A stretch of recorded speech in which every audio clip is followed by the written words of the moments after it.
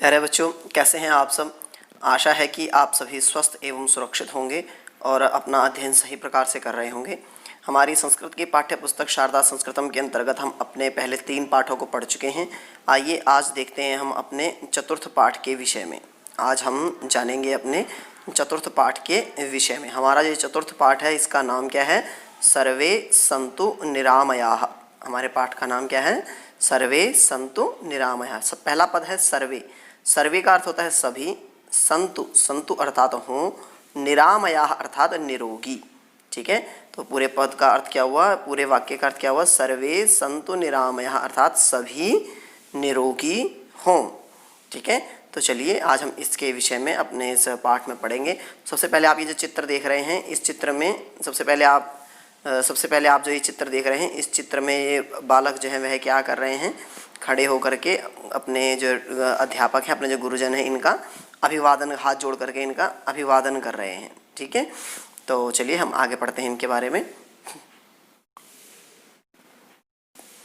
सबसे पहले क्या क्या लिखा हुआ है कि कक्षायाम अर्थात कक्षा में, अध्यापकः अर्थात अध्यापक, प्रविशति अर्थात प्रवेश करता है। ठीक है, कक्षा में अध्यापक प्रवेश करते हैं। और छात्राः अर्थात छात्र, अभिवादनम कुर्वन्ति अध्यापक का अभिवादन करते हैं। ठीक है, अभिवादन करना अर्थात जैसे ही आपके क्लास में आपके टीचर वगैरह आते हैं, जो आपके शिक्षक या शिक्षिका जो भी आती हैं, तो आप सबसे पहले बोलते हैं ना, गुड मॉर्निंग सर या गुड मॉर्निंग मैम इत्यादि जो भी है, तो उसको क्या कहते हैं? अभिवादन करना। ठीक है, तो क्या हुआ कि कक्षा में अध्यापक प्रवेश करते हैं और छात्र उनका अभिवादन करते हैं। ठीक है, छात्राः, छात्र कहते हैं नमो नमः श्रीमन, कि श्रीमन आप नमो नमः। ठीक है, आचार्य, आचार्य क्या कहते हैं? नमो नमः प्रिय छात्राः, प्रिय छात्रों नमो नमः। उपविशन्तु, उपविशन्तु अर्थात बैठ जाओ। ठीक है, आगे कहते हैं छात्राः, छात्र कहते हैं धन्यवादः अर्थात धन्यवाद। इसके बाद आचार्य कहते हैं स्वागतम, कि छात्रों आपका क्या है? स्वागत है। भो छात्राः, अरे छात्रों स्वागतम, आपका स्वागत है। अरे छात्रों अद्य अर्थात आज, अंशदीपः अर्थात अंशदीप, अद्य अंशदीपः अर्थात अंशदीप, न दृश्यते अर्थात नहीं दिखाई दे रहा है। ठीक है ना, अद्य अंशदीपः न दृश्यते, आज अंशदीप दिखाई नहीं दे रहा है। ठीक है, अंशुलः, अंशुल कहता है आचार्य, आचार्य स तू अत्र नास्ति।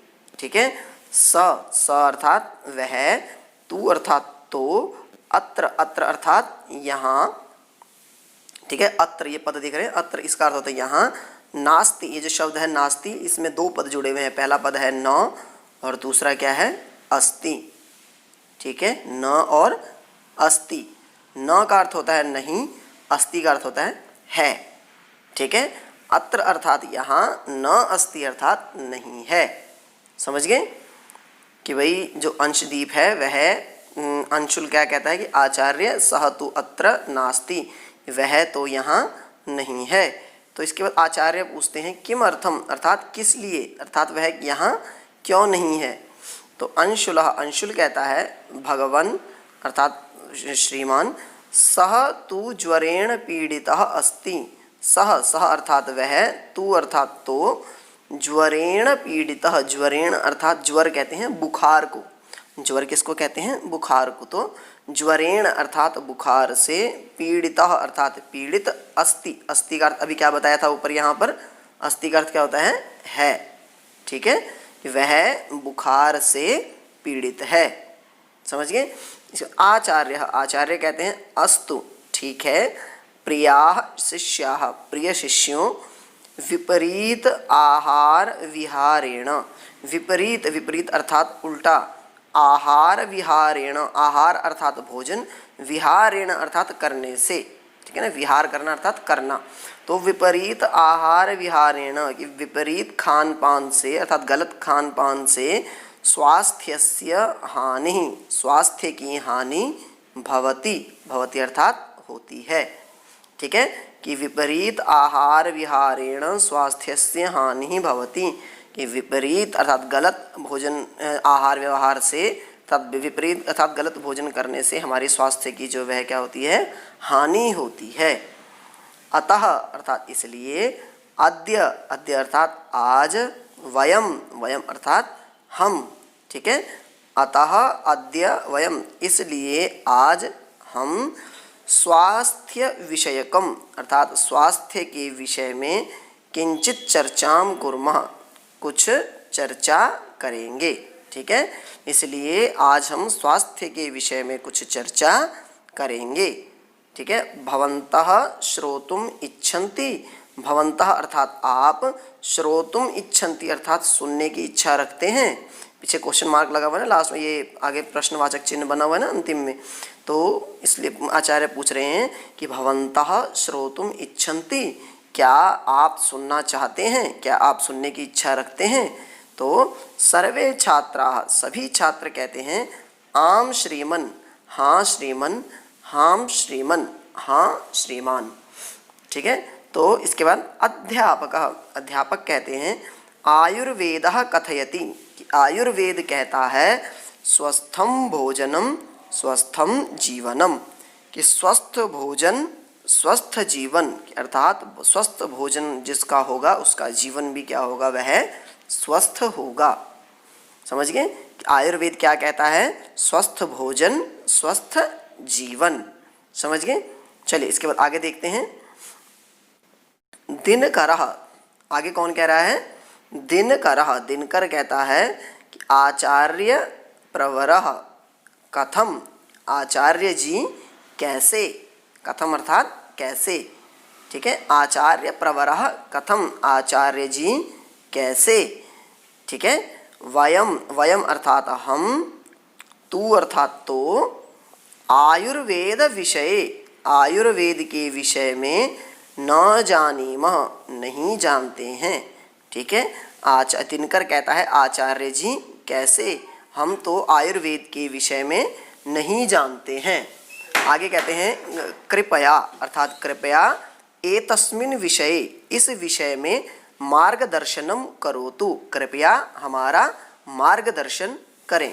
इसके बाद आगे आचार्य, आचार्य कहते हैं आयुर्वेदः, कि जो आयुर्वेद है वह भारतीयम आयुर्विज्ञानम अस्ति, भारतीयम अर्थात भारतीय, आयुर्विज्ञानम अर्थात आयुर्विज्ञान, अस्ति अर्थात है, ठीक है।